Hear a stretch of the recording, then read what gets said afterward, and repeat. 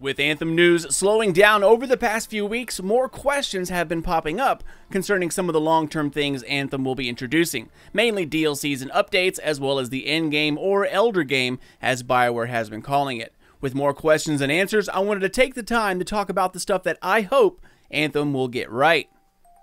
Ladies and gentlemen, citizen of the Freelancer Nation, what is going on, y'all? Sly here, back at it once again with another Anthem video for those eye holes. Now, E3 hype has slowly faded into memory. My LA suntan / burn, that's gone as well. And to ask me almost anything about Anthem also pretty much reached a closure. So, with our only news source coming to a standstill, some of our bigger issues that were left unanswered start creeping back into mind. Mainly support for the long term, i.e. DLCs, updates, patches, expansions, etc. And of course the big one, the Endgame, or as Bioware is frequently calling it, the Elder Game. So we know Bioware has, huge plans for Anthem and its Endgame, and it shows because the entire company and all of its offices are working on it. But more than that, they're holding back anything related to the Endgame with kind of like a, a smirk on their faces, like a grin, like they know something we don't. It's like they have coordinates to a huge stash of gold, but aren't telling the skeptics out there where it is, and it's absolutely killing me. Now, we'll get to all the endgame stuff in a second, but one thing I wanted to go over in this video are some concerns that I've been noticing.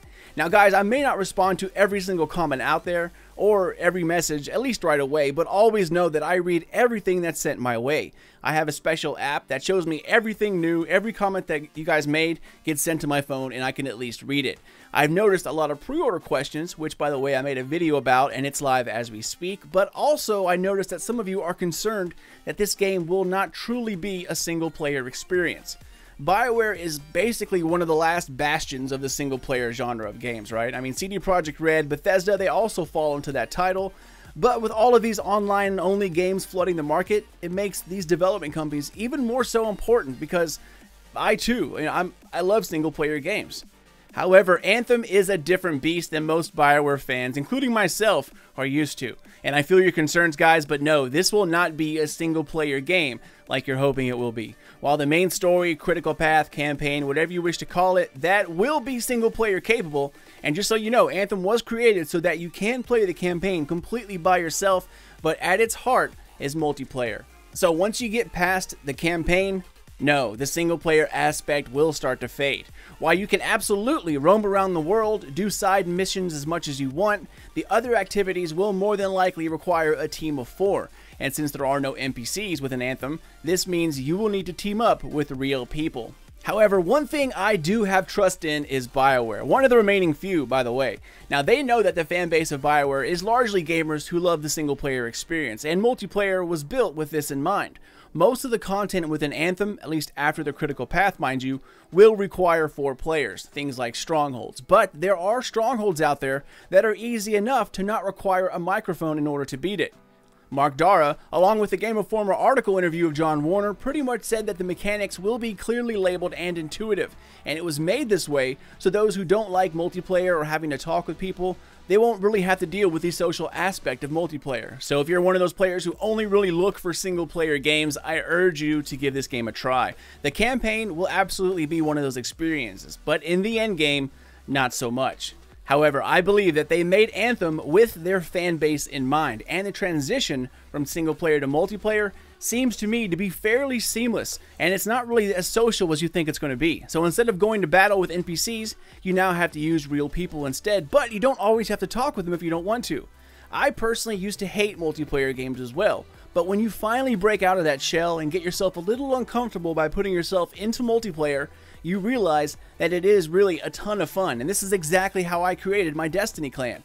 You'll be surprised who you can meet online, so don't deny yourself that chance and the fun just because you're a little shy. Try something new, and if you hate it, then you can leave. That is also completely fine.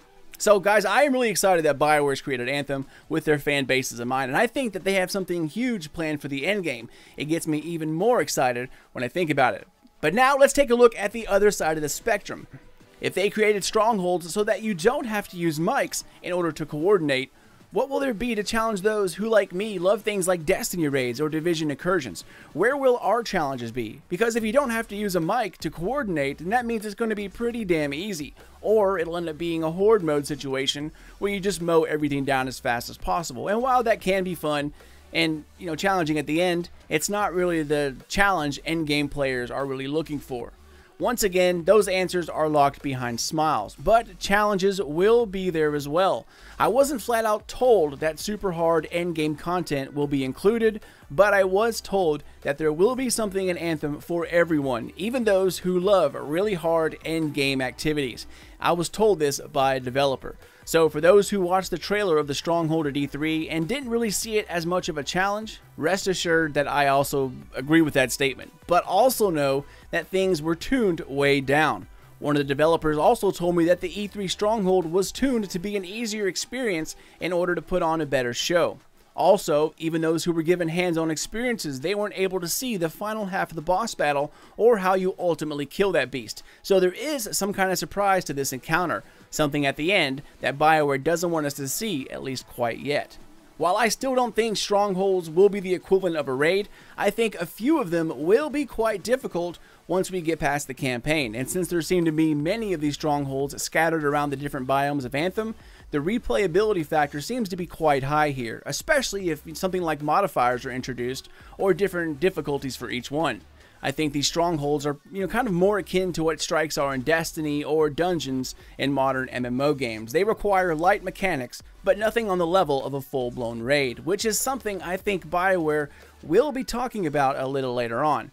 Besides, I want to be surprised as well, right? I mean, while I want to know what we can expect, I want most of it to be a surprise. I think that's also what Bioware is doing here. I think we will see small glimpses, pretty much as like a reassurance that there will be a big endgame. But for the most part, I think Anthem will be something we're going to have to discover on our own, which I really cannot wait to dig into. The best part, at least to me, about endgame activities are the long-term secrets that ship with it. Hidden chests, hidden loot, secret bosses that only come out by triggering like a hidden mechanic or, during a certain time of day. Stuff like that keeps me coming back and keeps players coming back for more. And Anthem's world would be the absolute perfect backdrop for every kind of secret-related thing that there is. Alien technology that's linked or hooked up with a mysterious force that keeps this world turning. Come on, it absolutely begs for secrets, right? So will Strongholds be the only endgame activity that will challenge a team? I can't answer that. I don't know. But I think there will be something raid-like within Anthem. Will it be called a raid? I don't think so. But I also believe that Anthem's Elder game will be based around more than just, one raid or one hard endgame activity as most stereotypical endgames deliver. I think there are going to be multiple pinnacle activities once we get to the endgame. Even if full-blown raids don't ship with the base game, one thing I am really excited to find out about is if we get endgame abilities. Something in my gut tells me there will be a specialization once we hit a level cap. For instance, the Colossus, right? Once we hit level cap, which by the way is still being tuned, we can be given a choice to either continue speccing out as more of like a damage dealing character, DPS character, or on the other side of the spectrum, we can specialize more as a tank. Something that can take a ton of damage and sit there and direct bosses to help out their team. Now yes, for those who are heavy MMO players, this will not be probably a classic tank of MMO games. However, in my eyes, any playable character that can take bosses' attention and aggression or aggro away from other players and focus it only on themselves while taking boss damage, that is a tank in my eyes, guys. This game is considered an action-adventure RPG, but as I pointed out in my demo breakdown, and something a lot of others missed, there will be some light MMO features, and tanking is going to be one of them. MMO-esque, light MMO, whatever you wish to call it, I call it freaking awesome. It's about time someone converged an open-world shooter type of game with MMO-like features. The Division was a perfect example. I mean, something I was stupid excited for was the ability to be able to tank in a realistic looter-shooter type of game, especially a Tom Clancy game. I mean, changes took place to ultimately get there, but too little, too late. Anthem is another perfect opportunity to have meaningful team play combined with an open world looter shooter type environment. The Storm, for instance, right? Say for its in-game specialization. It could spec out to be more of a DPS, like hunter kind of character, specializing in invisibility, long-range damage, sneak attack, stuff like that, while the other class could be like a support kind of class that focuses on giving out elemental shields or healing, something like that. Since it is an elemental javelin, the sky is the limit on how those powers could be used. The Interceptor could do the same, spec out for fast attacks or become more of a support character focusing on giving teammates extra mobility and ability recharge. So specializations would be awesome, and it would also show us what type of activities we can expect in the future. If we have specialization into, say, healing or extra shields, extra damage, you can be certain that there will be some tough boss battles ahead. Otherwise, why would you need that kind of specialization? Now, so far, we only know about world events as part of the endgame, and even in the demo, the level 30 Ranger shot off its ultimate ability, and you couldn't even see that it did any damage with its ultimate. So if that's a simple world event, something meant for everyone, what does that say about a pinnacle endgame activity? I think it's going to be quite hard. While we don't have the answers just yet, I think we're going to be in for a surprise. Saying something like the game doesn't really begin until the campaign ends, that's a bold statement, and it's been repeated time and time again. If that wasn't the case, I'm sure the PR person would be sewing mouth shuts. But anyways, more importantly, what do you guys think? I mean, what will we see in terms of the endgame? Do you think Anthem will have something, specifically labeled a raid? Or will it be something entirely new, like maybe like a Bioware, reimagining of a raid? Maybe a story-infused raid with cutscenes that take place over multiple updates. Maybe different wings. Do you think we'll have endgame specializations, multiple classes, jobs? Comment down below and let me know what you guys think the direction Anthem is heading towards, or at least what your hopes are. But that is about it for me, freelancers. I just wanted to touch base on my hopes for the endgame, while also encouraging those who don't normally partake in multiplayer games to really give it a try. You never know what kind of experience you're missing until you jump in feet first and do it. And 9 times out of 10, 9.5 out of 10, it's an experience that will keep you coming back for more. Hopefully, you'll find 3 friends right off the bat, and just the 4 of you can do everything together. But you won't know until you try. So with that, we are done, my friends. As soon as more information comes out about the next trailer, interview, info dump, etc., you can be sure that I'll have you covered as the info gets released. So keep it here for everything Anthem, and also thank you for supporting the smaller channels. It means a lot to have your support, and by subscribing, spanking the thumb, commenting, whatever you do, it makes a big, big difference. Even if you don't think it does, it really does. So no matter what you do, guys, even if you just watch and bounce, I want to say thank you. But that's it for me, y'all. As always, you are awesome, and even more awesomerist because you're watching Sly Nation. Keep it here for everything Anthem, Destiny 2 Forsaken, and soon Division 2. Take care, peeps, and keep those eyes open for more vids coming out in the very near future. But until then, this is your dude Sly, and I'll catch you all next time.